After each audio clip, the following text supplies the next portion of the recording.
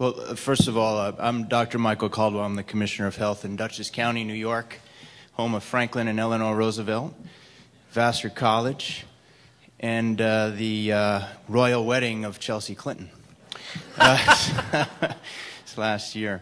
I had the privilege of being president of the National County and City Health Officials in 2005, and one of my objectives as president was to provide more linkage with the American Medical Association, and since that time I've been a guest to serve at the Council on Science and Practice and Public Health. Mm-hmm. Council on Science and Public Health, and I just want to let you know that I represented the NACCHO there at their last meeting in Chicago, and I visit with them once or twice a year, so we do have that direct connection with NACCHO and the AMA, and we'd like to find other ways through that body and through Scutch and your leadership to find other ways of interconnecting. And I've gotten to know Dr. Saul Levin, right. So he is the vice president who oversees science and public health, and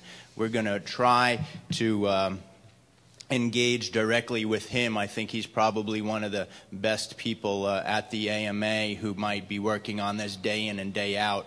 And I also had the opportunity to talk to the council about public health systems and services research, the practice-based research networks, and some of the other work that is being presented here at Keeneland. So I wanted you to be informed of that, and if you get a chance to follow up with Dr. Levin, that would be great. And I think we could think about some more tangible ideas of interconnecting. I think we have a great desire to work together. We have tried to engage, but we haven't quite found what that right formula is to have a sort of ongoing linkage.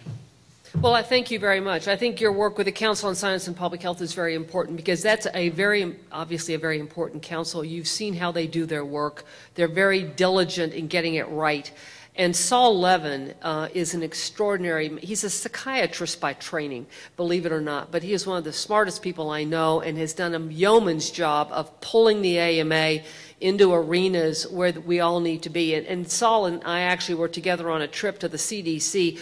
At the time, some of this memorandum of understanding is going on with them about some issues as well. Very knowledgeable, and I will surely, Saul and I are in contact frequently, and he's a mentor and advisor to me on many issues. So I thank you for your work and your state and look forward to working with you in the future. Yeah, and clearly your presence here today is very, very much appreciated. So we really appreciate it. Thank you. Thank you. My pleasure. Except I'm still in another hemisphere right now, but other than that, I'm okay. Yes, sir. Hi, my name is David Bardak. When I first came to Kentucky, it was to join the University of Kentucky's College of Medicine. And at the beginning of medical school, we are encouraged to join several different groups.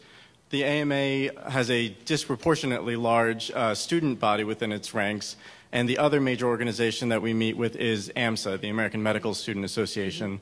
From your obviously totally unbiased perspective, how do the two organizations differ in the way that they value the individual clinician and the clinician-patient encounter versus the larger public good? Well, I didn't realize the two thought differently about them. I think that the American Medical Association is a different American Medical Association, I think, than it was even 10 or 15 years ago. And that, in fact, not only are we concerned about physicians and their practice, but if you think about the work that the American Medical Association did for the care of the uninsured over the last 5 to 6 years, which, by the way, was one of my hot topics for many years, we pushed the agenda on the uninsured population of this country, making it an issue, a significant issue at the federal level, so that we're putting patient care out there right on top with everything else. And if you look at the strategic initiatives of the AMA, not only do they cover the uninsured and access to care, but if you look at quality and professionalism, that is all embedded within the AMA along with the ethics of medicine. And I mean, the home of the Code of Medical Ethics is the American Medical Association. So I think I'm trying to lay out that none of these are one priority or the other. They're all a level, they're all equal and important together. And we value not only the physician, we want to make the practice capabilities of the physician as good as possible, thus our work in health information technology, our work in practice management, but at the same time looking at quality standards, the whole thing about the Physicians Consortium, our work in the quality agenda. One of the other big hats I wear is I am the AMA's representative to the National Quality Forum.